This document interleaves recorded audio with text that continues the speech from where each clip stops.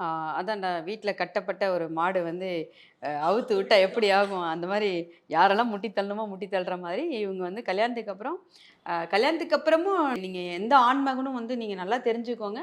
அவங்க என் ஒய்ஃப் இப்ப அதாவது மத்த பெண்கள ஆடை இல்லாம பார்க்குற ஆண், தன்னோட மனைவியோ, தன்னோட தங்கையோ, தன்னோட தோழியோ, அம்மாவோ பெர்ஃபெக்ட்டான ட்ரெஸ்ல இருக்கணும்னு மட்டும் தான் நெனைப்பாங்க. யாஹ்! நீ அரகுற ஆடை போட்டுட்டு வான்னு எந்த ஆணும் சொல்ல மாட்டான். அதெல்லாம் ஒண்ணும் இல்லன்னு சொல்லவே மாட்டாங்க. ஏன்னா ஆண பத்தி ஆணுக்கு தெரியும் அப்படிங்கிறனால. அதனால இவங்க வந்து அதான் சொன்னேன் அந்த பப்ளிக்குள்ள வந்ததுனால, ஒரு ஸ்டேஜ் ஒரு ஒரு ஃபெமிலியர் ஓரளவுக்கு ஃபெமிலியர் ஆயிட்டோம் அப்படிங்கிறதுனால, அவங்களுக்குள்ளேயே ஒரு பேசிக்குவாங்க. கான்வர்சேஷன் இருக்கும். இல்லப்பா நம்ம இப்படியெல்லாம் இருக்கலாம். இப்படிலாம் இருந்தா தான் நம்ம வந்து இன்னும் வெளியில வந்து யாஹ்!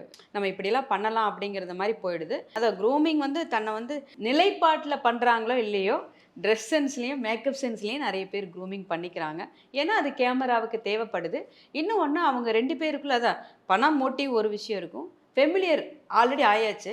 இன்னும் கொஞ்சம் லைக்கா இன்னும் அதாவது ஒவ்வொரு ஸ்டெப்ஸா போறாங்க. இப்போ சொல்லப்போனா சோசியல் ஆக்டிவிட்டீஸ் என்ன பண்ணியிருக்காங்க, இல்ல சமூகத்துக்கு பெரிய சேவை ஏதாவது பண்ணியிருக்காங்களான்னு தெரியல. ஸ்கூல்லேலாம் செலிபிரிட்டியா கூட்டிட்டு போய் அவார்டெல்லாம் குடுக்க வச்சாங்க ஒரு சில பேர்லாம்.